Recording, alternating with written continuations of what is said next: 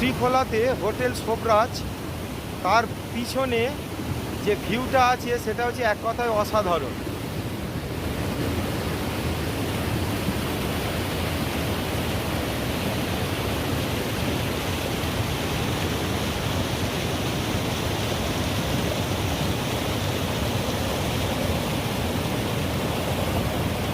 কতটা সুন্দর প্রাকৃতিক সৌন্দর্য দেখুন।